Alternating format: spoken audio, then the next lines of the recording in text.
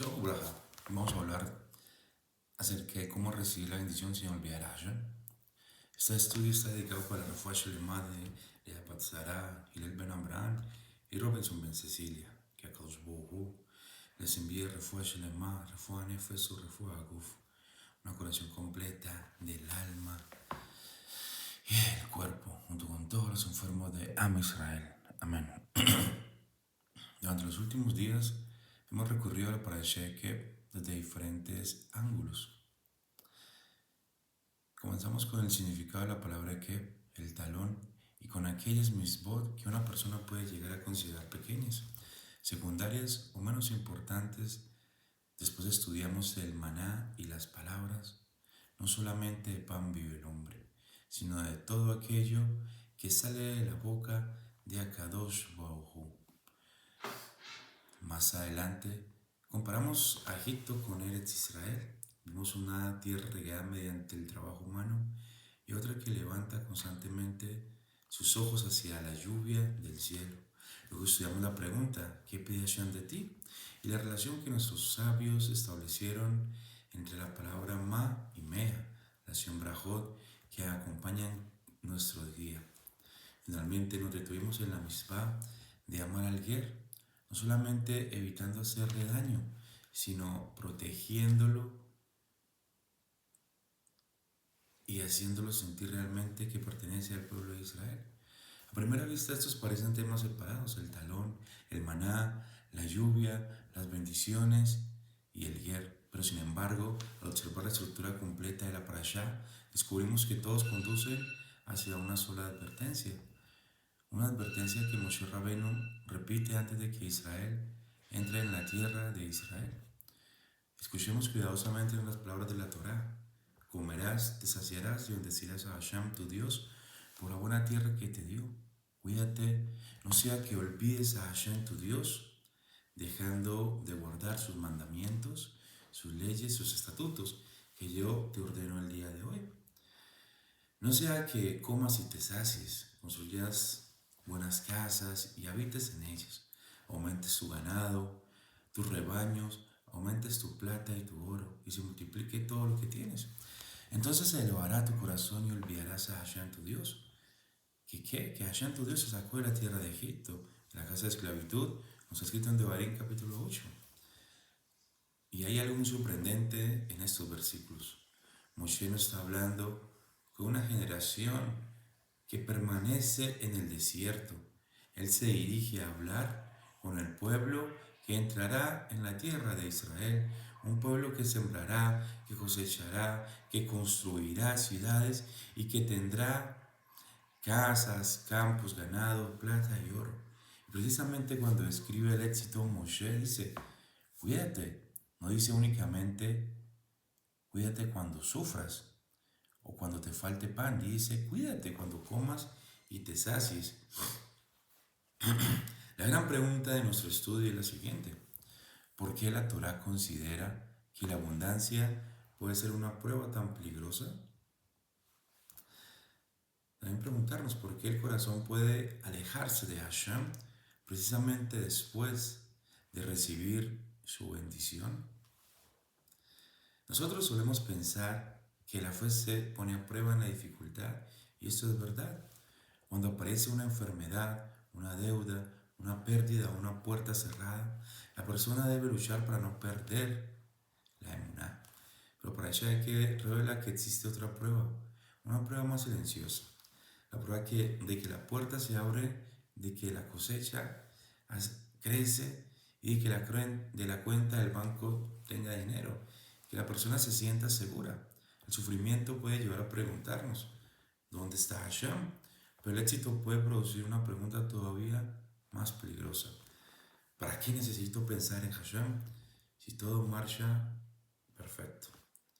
Moshe no dice solamente no dejes de creer, dice no olvides, que significa olvidar a Hashem. No se trata de un problema intelectual.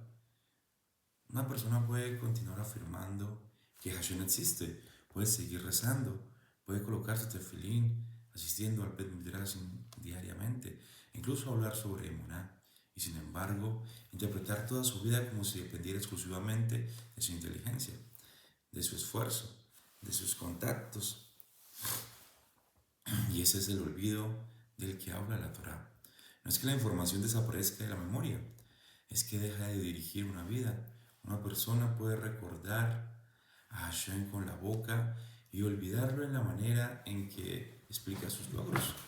Por eso el mismo pasuk une dos cosas. No sea que olvides a Hashem tu Dios, dejando de guardar sus mandamientos. El olvido espiritual se vuelve visible en la práctica.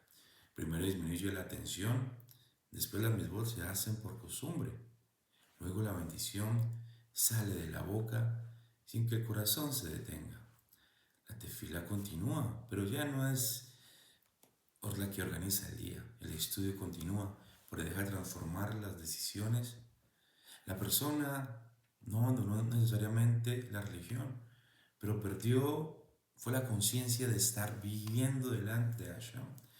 Y las grandes caídas suelen comenzar de esa manera, no mediante una rebelión dramática, sino mediante pequeños descuidos, un detalle que ya no importa, una bendición automática o una gratitud pospuesta o un guerra al que nadie quiere recibir. Por eso la parashá se llama Ekeb, el talón, porque muchas veces la dirección completa de la vida se decide en aquello que estamos a punto de pisar sin prestar atención. Después, la Torá describe una segunda etapa. Se elevará tu corazón y olvidarás a Hashem. Está escrito en Sotá 5a. Nuestros sabios relacionan directamente la elevación arrogante del corazón con el olvido, el orgullo. No consiste solamente en decir soy mejor que todos los demás. Puede aparecer de una manera mucho más silenciosa. La persona mira su vida y piensa todo eso existe gracias a mí. Yo construí, yo conseguí, yo no necesito a nadie. La Torá no niega que la persona trabajó, ni que tomó decisiones usando su inteligencia y su disciplina. La Torá no enseña pasividad. La pregunta es otra. ¿Quién te dio la fuerza para trabajar? ¿La inteligencia, la salud? ¿Y quién hizo posible que la lluvia cayera? Por eso cuando la persona dice, mi fuerza y el poder de mi mano produjeron para mí esta riqueza, la Torá no responde, no tienes fuerza. Responde, recordarás a Hashem tu Dios, porque Él es quien te da la fuerza para producir esa riqueza. Esa precisión es fundamental. La Muná no niega la capacidad humana, revela su origen, porque no nos dice, no existe nada. ¿Qué nos dice la Torá? Hashem te permitió participar, pero puedes decir, trabajé, pero añade mejor. Baruch Hashem, recibí la fuerza para hacerlo. Puedes reconocer una buena decisión, pero recuerda quién te dio claridad y oportunidad. En su comentario a estos versículos, el Ramban Nachmanides subraya que el peligro consiste en atribuir el éxito exclusivamente al propio poder y olvidar que la fuerza misma proviene de Hashem. Porque la Torá no condena las casas buenas, ni la plata, ni el oro. Todo eso puede ser una bendición. El problema aparece cuando la bendición deja de conducir hacia el dador y comienza a alimentar la ilusión de independencia. Mientras la persona reconoce la fuente, el dinero puede convertirse en sedaká y la casa en arnazá orjim. Pero cuando piensa que todo le pertenece de manera absoluta, la bendición que debía acercarla a Hashem comienza a separarla. Pero hay una pregunta, ¿por qué este peligro aparece precisamente en Eretz Israel? ¿Por qué durante 40 años en el desierto era casi imposible confundir el sustento con el esfuerzo humano? Cada mañana el maná estaba allí. Nadie había sembrado, nadie había construido un sistema de irrigación en el desierto. La dependencia era evidente y la presencia de Hashem era una experiencia visible. Pero al entrar en la tierra todo cambiaría. Habría campos, habría cosechas, habría herramientas y mercados. La bendición ya no descendería con la apariencia de un alimento celestial, sino que llegaría escondida dentro de la naturaleza, y precisamente allí comenzaría la prueba. El agricultor, después de participar en tantos pasos como sembrar, esperar Y Moller podía olvidar que ninguno de ellos explicaba completamente el misterio de la vida. Podía preparar la semilla, pero no darle vida. Podía abrir un negocio, pero no controlar todas las circunstancias que puedan llegar. Nuestra tarea es preparar el recipiente, pero la bendición que lo llena pertenece solo a Hashem. Aquí aparece una de las enseñanzas más profundas de la parashá. Lo natural no es lo contrario de lo milagroso. Lo natural es un milagro que se repite tantas veces que dejamos de sorprendernos a diario. Cuando una semilla nace bajo la tierra, lo llamamos naturaleza. Pero que algo suceda de manera regular no significa que suceda de manera independiente. La regularidad no elimina al creador, solamente hace que resulte más difícil percibirlo. Por eso la Torá dice, no solamente de pan vive el hombre, sino todo aquello que sale de la boca de Hashem vive el hombre. El maná descendía por la palabra ¿de quién? De Hashem. Y el trigo crece por la palabra de Hashem. La diferencia está en nuestros ojos. En el maná vemos la palabra, en el trigo vemos el proceso. La función del desierto era educar al pueblo para que no confundiera el mecanismo con la fuente, y su enseñanza debía entrar con ellos a la tierra de Israel. Ahora comprendemos por qué la Torá coloca el Birkat Hamazon en este punto exacto, un versículo antes de advertir, cuídate, no sea que olvides. Porque está escrito en la Torá, comerás, te saciarás y bendecirás a Hashem. Y el momento más peligroso no es antes de comer, cuando tenemos hambre y sabemos lo que necesitamos, sino después de habernos saciado, cuando ya recibimos, podemos bajar la mirada y pensar que siempre nos perteneció. Por eso en ese momento la Torá nos obliga a parar, a detenerse y a reconstruir el relato. Este alimento no apareció solo, esta tierra fue entregada. La verajá después de comer transforma la satisfacción en memoria. Sin memoria se produce autosuficiencia. Con memoria se convierte en agradecimiento. Está escrito en Berajot 35a. Nuestros sabios comparan dos pesuquín y concluyen que antes de la bendición la tierra pertenece a Hashem y después de la bendición es entregada al ser humano para su uso. La bendición no informa a Hashem, nos informa a nosotros mismos. Detiene la mano y obliga a la conciencia a despertar, reconociendo que no creamos el fruto ni nuestro cuerpo. La Torá no está en contra del disfrute. La bendición no destruye el sabor de la fruta ni elimina la alegría, sino que ordena el disfrute. No dice no comas, que dice no comas como si el mundo no tuviera dueño. La espiritualidad de la Torá busca enseñarle a la persona a recibir el mundo sin quedar encerrada dentro del ego.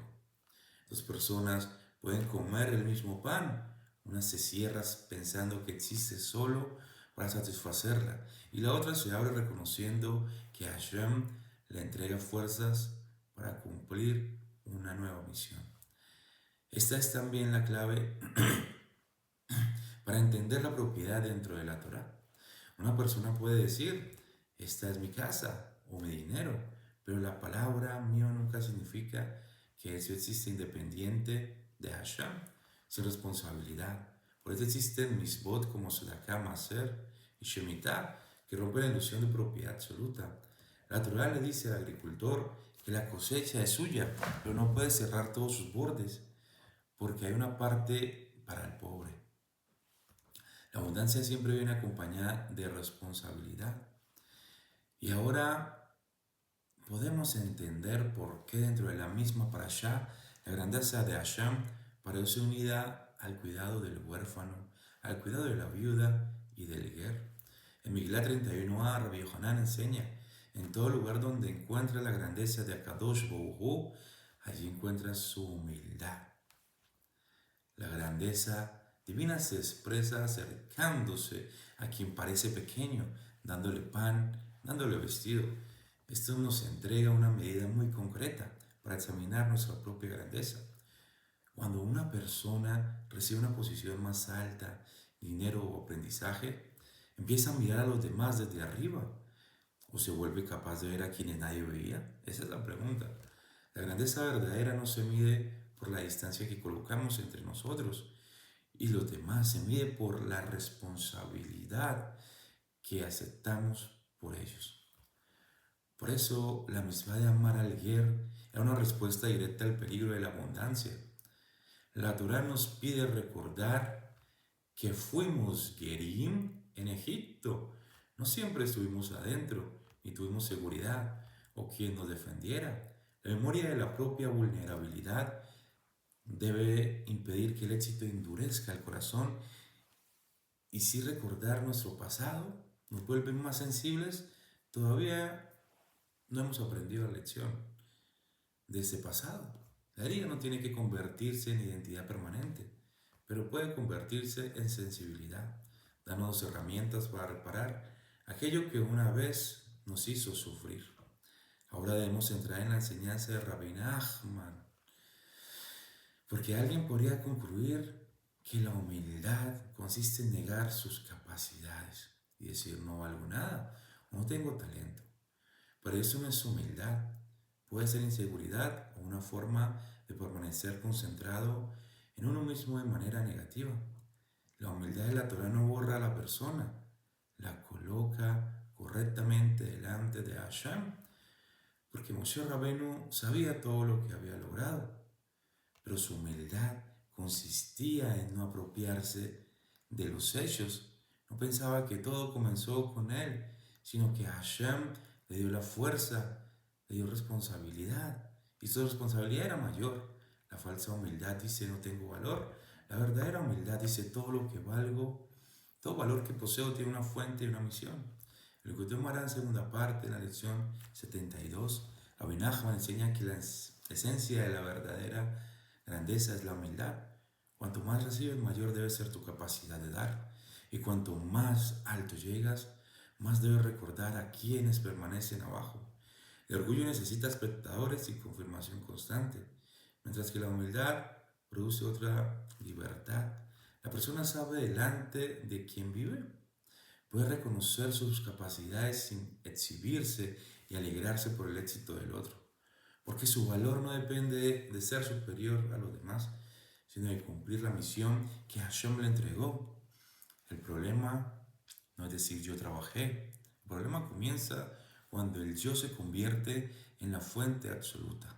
Podemos sentir satisfacción por un trabajo bien hecho, pero acompañada de gratitud. Hashem me permitió participar, por eso Rabbi Nachman enseña que debemos pedir a Hashem alcanzar una humildad verdadera, que conoce las capacidades y reconoce su fuente, sin utilizarla para conseguir honor, ni como excusa para abandonar nuestra misión en esta tierra. Regresando nuevamente a la palabra de que en Mishle está escrito, la consecuencia de la humildad es el temor de Hashem. Rabbi Nachman, en Likutei Moharan, la lección 148, relaciona el Ekeb de la humildad con la Irat Hashem. Aquello que la humildad coloca como talón, la sabiduría lo coloca como corona. Se protege una persona de olvidar a Hashem cuando prospera. Mediante Kebanabá, el talón de la humildad, recordando que cada paso necesita fuerza y que incluso la cabeza más elevada continúa sostenida por los pies. El orgullo quiere vivir solamente en la cabeza, en los planes y logros, pero el talón toca la tierra.